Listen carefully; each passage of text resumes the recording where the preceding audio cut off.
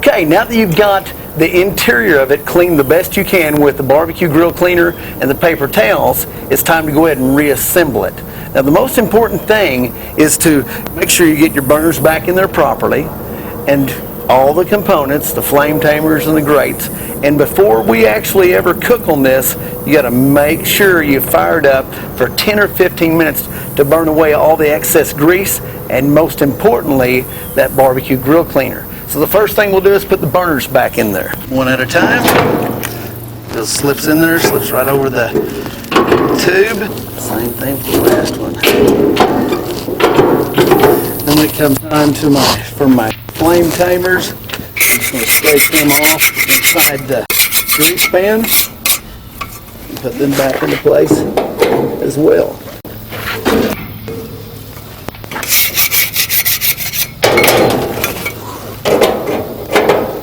Okay, since we've already cleaned the inside of this out, I'll take my wire brush and just brush them off inside the grease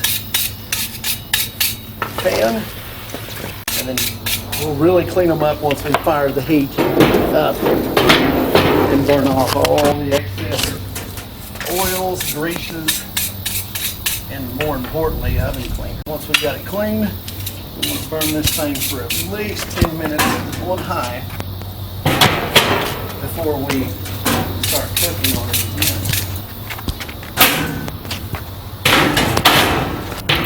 That's done there. Now, what about this grease strip pan? Now, the best thing you can do there is just now pull it all the way out, and then you've got a big mess on it. So what I'd recommend you do is to grab a piece of aluminum foil. So I've got a piece of aluminum foil. I'm just going to put it on the ground. I'm going to take this along with my putty knife and I'm going to dump it all out on that foil. That way I don't have a mess on my deck or my patio. So I'm going to scrape this out onto that foil. Then once I've got it all out, all I've got to do is wrap that foil up and throw it away.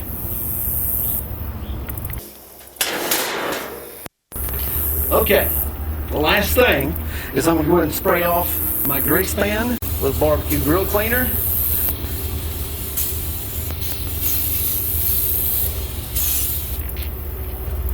Soak for a minute and wipe it down as well.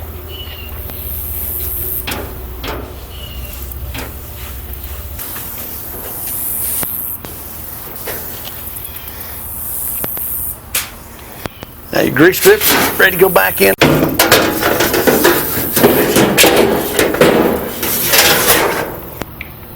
Now, where I've made my mess on the outside of the grill, I'm going to go ahead and clean off the outside of the control panel itself and around the deck and of the surfaces, work tables of the grill itself.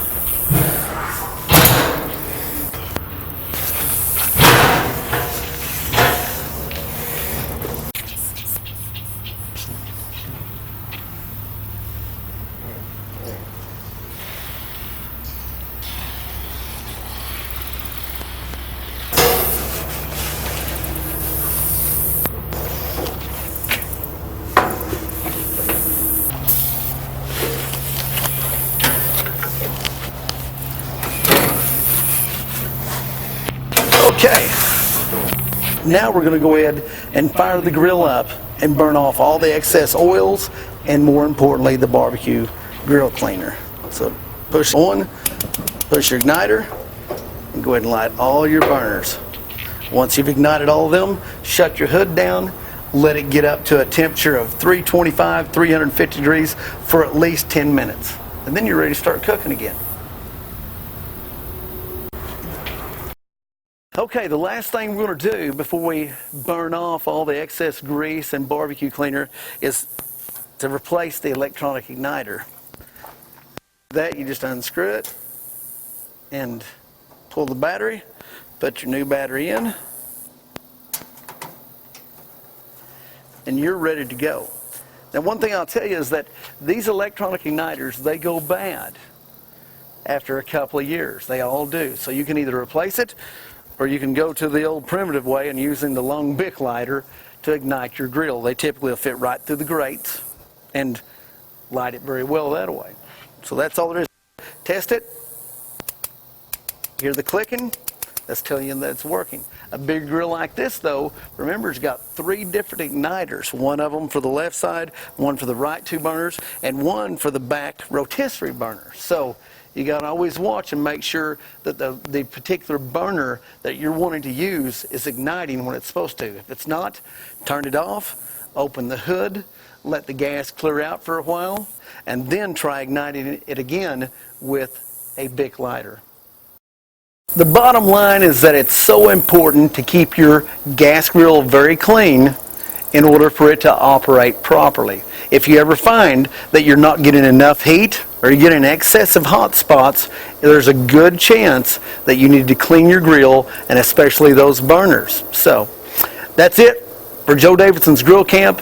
I'm saying goodbye to you for this week, and we'll have you another great barbecue tip next week.